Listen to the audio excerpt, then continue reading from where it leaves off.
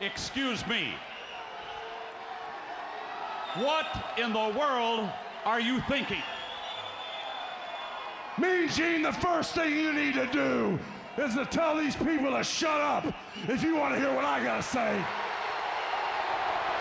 What up, y'all? It's KMB, the Sexy Ninja, in the place to be for a Paper Saber universe, and this is the New World Podcast, brother. We're talking about NXT, the countdown to Stand and Deliver, April 2nd, 2024. Vic Joseph, Booker T on commentary. We have a big match that starts off the night, but before that, we have Mello and Trick pulling up. I love these things because they all are just walking in.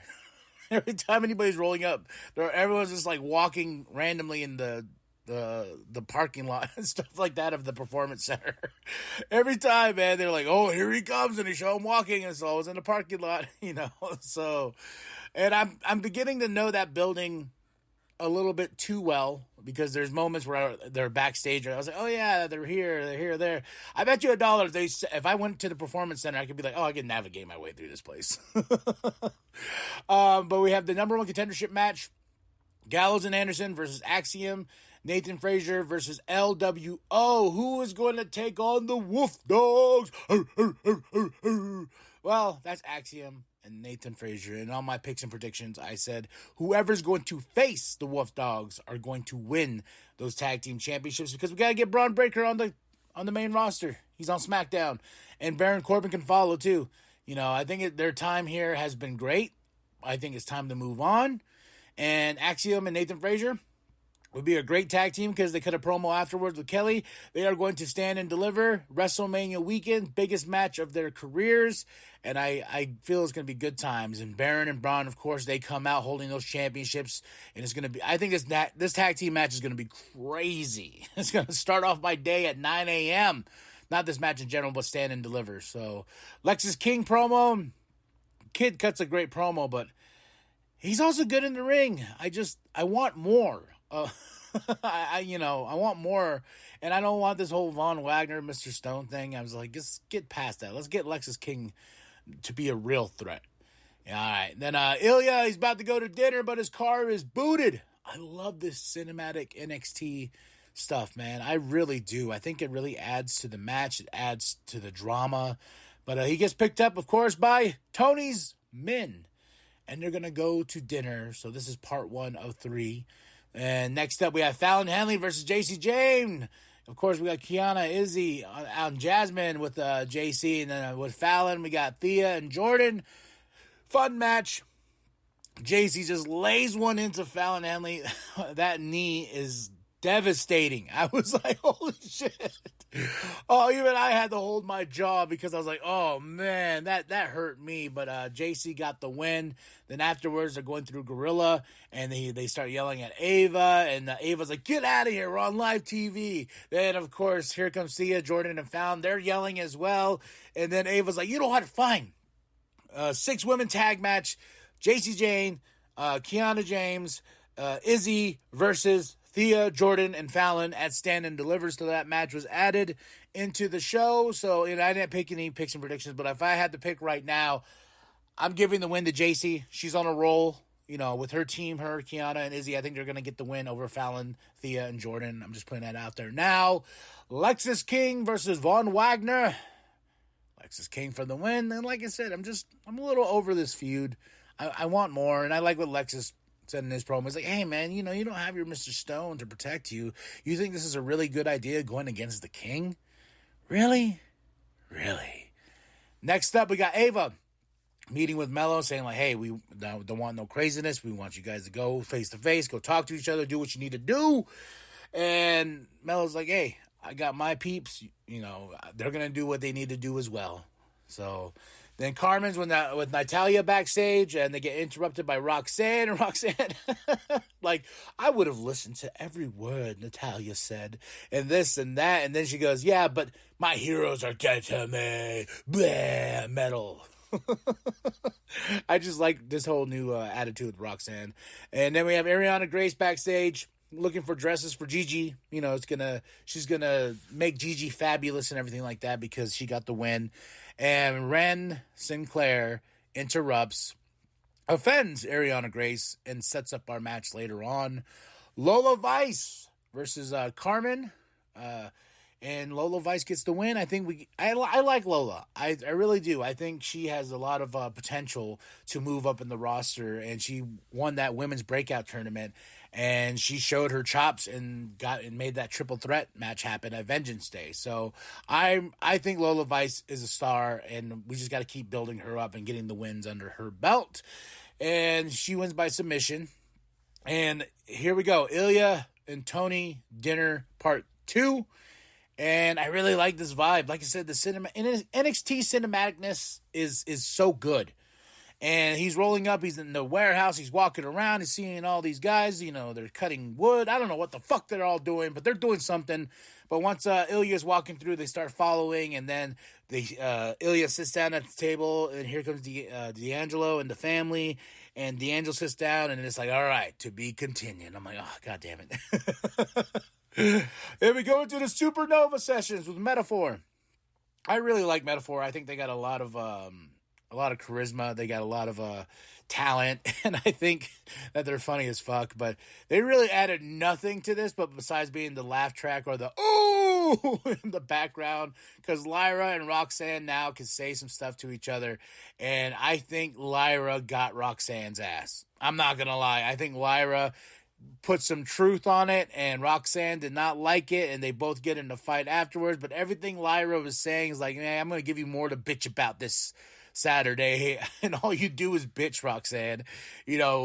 Indy Hartwell won that ladder match last year. You weren't fast enough to climb the ladder, and then in my match, you blame Lola, and I'm like, she's got some truth here.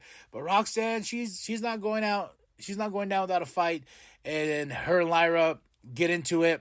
But like I said, the whole time during this, I just love that Metaphor in the background. Oh! And Lyra lays out Roxanne right into the table, setting the tone and walking into Stand and Deliver, mighty, holding that championship. Oba, he's in the back. He's watching Dijak's package. They had one for Josh Briggs earlier, too, because they got that triple threat match. So Oba's like, hey, I will show you what I can do. And Oba Femi goes against Joe Gacy, but before the match, Shawn Spears attacks Joe Gacy. There's some beef there, and it comes to a ref stoppage. Oba Femi walking out strong. He wants to show that he can put the hurt on people. There was a backstage segment with Ava going to Trick, saying, basically the same thing. Like, we want to keep the peace for now, and you guys fight at Stand and Deliver. Lyra's backstage with Tatum. Tatum's like, what was that? That's not you. And Lyra's like, I got to do what I got to do to hold this championship. Even if I have to dig into a different place, I to be a different person, I will do what I can to hold this championship and walk out as Stand and Deliver still as champion. Next up, we got Ariana Grace versus Ren Sinclair. I'm really getting impressed with Ariana Grace. I didn't care for the whole pageant stuff or Miss NXT or whatever the fuck they were doing. But she can go, and she got chopped bad. But Ariana Grace got the win over Ren Sinclair, and now we have Ilya Dragunov and Tony D'Angelo dinner part 3. I really liked it, and my favorite thing about this whole feud, and in this moment when they're talking to each other, Tony grabs that broken hand of Ilya and he's like, "Hey, I could have taken you out before we even sat down. I could have taken you out before that. I can make things happen, and I'm going to take that championship away from you. I'm going to break you." And Ilya laughs. He's like, everyone has said that, but is it going to happen? And Tony gets up, and he's like, hey, see you at Stand and Deliver, and there you go. There's your last supper. And I was like, damn. Ooh, I got goosebumps right now just thinking of it. So, then Ava is backstage. Here comes Joe Gacy crawling. Like, I want Shawn Spears. So they're going to be on the countdown show for Stand and Deliver. Then next up, we got Blair Davenport versus Sol Roca. I don't know. I don't care. But she won over my girl Blair. I think that's why I was kind of pissed. I was like, oh, it was a quick roll up, but I like Blair Davenport. I want Blair Davenport to move up. That's what I want her to do, because there's a lot of talent there. And now Trick and Carmelo are headed to the ring. And we go backstage once more with Dijak, Josh Briggs, And here comes Oba hyping up more of that triple threat match for the North American Championship. Now let's get down to it. Trick and Mello, face to face, going back and forth on the mic. Trick saying we're brothers. But I like how Mello broke it down. He's like, hey, think of it like this. The NXT Championship was my girl, and the North American Championship was your girl. And what happened is you, Trick, went behind my back to get my girl, you know. And he's like, I didn't do that to you. And that's how I knew you would betray me, and I had to betray you first. And this is personal, and they get in each other's face, and of course it breaks down to a fight, and this show ends with the ring filled with superstars, NXT superstars, and they get down and dirty, and everyone just starts fighting each other. That was the best part about it. It's like they were meant to go out there to hold back Trick and Mello, but then everyone just started fighting each other, started swinging. So that's the way we end the show.